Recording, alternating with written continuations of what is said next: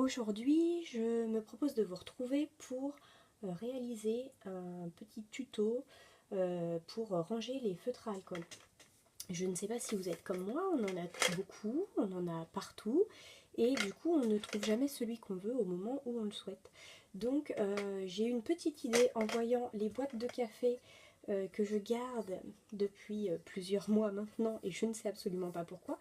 Et bien là je me suis dit que j'allais pouvoir me réaliser quelque chose d'assez sympa, puisque du coup j'ai pu mettre, moi il m'a fallu donc 4, 5, 6 boîtes pour mettre toutes les nuances que j'ai de feutre à alcool. Donc je les ai classées par couleur, puisque souvent on travaille sur des dégradés, donc on a besoin d'avoir à peu près toutes les couleurs dans une même boîte. Pour ça, du coup, il vous faut des boîtes en alu, voilà, donc soit de café, soit de les boîtes aussi de lait pour enfants, ou voilà, d'autres boîtes de conserve, hein. Après, juste faudra adapter les dimensions des papiers en fonction de votre boîte. Donc moi j'ai eu besoin, pour recouvrir cette boîte là, j'en ai déjà fait une, et puis je vais en faire une avec vous et je ferai les autres hors caméra. Donc voilà, j'en ai fait une. Pour pouvoir la recouvrir complètement, j'ai eu besoin donc d'une feuille de papier de 28 cm par 13,5. Voilà, de double face, puisque j'ai déjà préparé les autres, j'ai mis du double face derrière tous mes papiers. Et du coup, pour pouvoir recouvrir mes 3 boîtes, enfin mes 6 boîtes, pardon, moi j'ai besoin de 3 feuilles de papier de 30 par 30. Hop, celle-là qui allait là, et ces deux-là qui allaient ensemble. Alors j'ai pris une collection de papier que j'adore, mais vraiment que j'adore, que j'ai acheté, je pense qu'il y a 10, voire même 15 ans, qui était une collection de Basic Grey, Color Missili, et que je n'arrive pas à scraper depuis des années et des années. C'est beaucoup trop chargé pour moi. Voilà, donc je les mets par petites touches. Mais j'ai vraiment du mal à utiliser les papiers comme ça. Donc comme c'est quelque chose que j'aime beaucoup, très coloré, qui me convient bien, et ben j'ai envie de les avoir sur mon bureau. Et donc voilà, j'ai choisi de réaliser mon petit rangement de feutres avec ces papiers-là. Tout de suite, je vous propose de vous montrer. Hop. Et puis du coup, si dans le matériel à réaliser, après je pense coller mes boîtes avec le pistolet à colle chaude et donc des bâtonnets de colle pour pouvoir faire en sorte qu'ils tiennent bien les uns avec les autres, parce que je vais lui donner une forme de pyramide. Voilà. Donc je retire mon papier.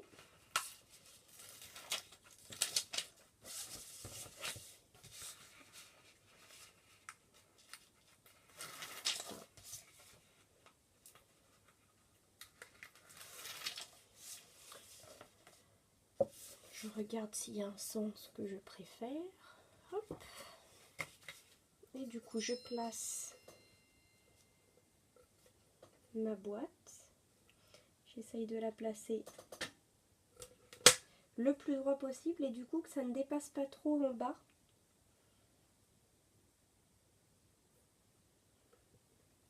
Hop.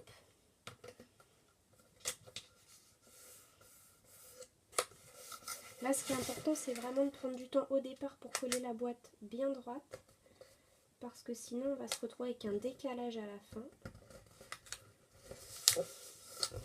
Et surtout de bien enlever les bulles au fur et à mesure.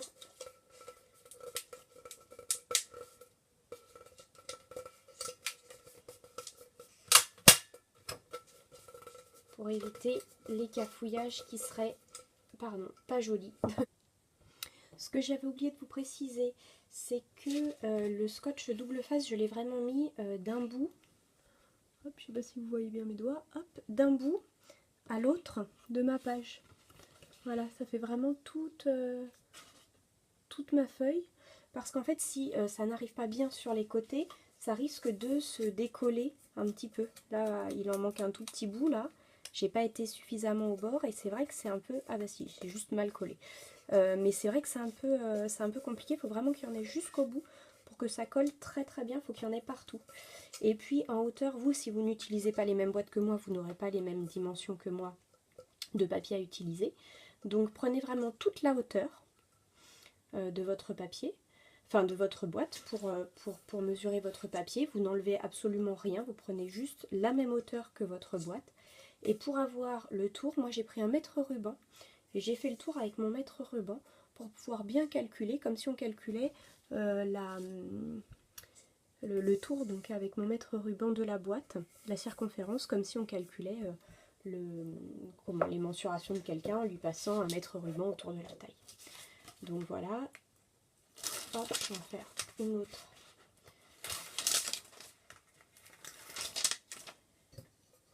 Avec vous, donc je la place bien pour vraiment, tout à l'heure je suis partie un peu de travers sur une que j'ai fait hors caméra, il faut vraiment être très très vigilant et il faut vraiment penser à chasser les bulles au fur et à mesure parce que sinon c'est vraiment pas joli, ça fait des plis même si votre papier est épais. Donc pour ça prenez pas un papier trop fin parce que sinon vous risquez d'avoir des bulles. C'est quand même mieux si voilà, quand on utilise le double face, c'est quand même mieux déjà d'en mettre effectivement sur toute la surface du papier à l'arrière et puis en plus d'utiliser un papier un petit peu rigide pour que ça se tienne mieux dans le temps. Voilà. Cette fois je vous retrouve pour le collage. On se retrouve pour la troisième partie du tuto, le collage. Hop. Hop. Je perds mes bâtons de colle et je vous attaque en même temps. Donc pour le collage, j'ai mis mes boîtes, j'ai placé mes boîtes de manière à cacher avec la boîte du dessus les raccords de papier. Donc je place mes boîtes comme ceci avec mes deux raccords là parce que ce raccord-ci va venir se trouver sur celui-là et donc l'autre point d'appui de ma boîte va venir complètement masquer, hop, le point ici va venir complètement masquer ce point là, ce raccord ici de papier. Donc je vais mettre de la colle sur les deux raccords de papier de mes deux boîtes. Là je les maintiens avec un trombone, mon trombone géant, mais ça peut être une pince, j'avais rien d'autre sous la main. Je vérifie bien que mes raccords de papier sont au bon endroit, que ça n'a pas bougé.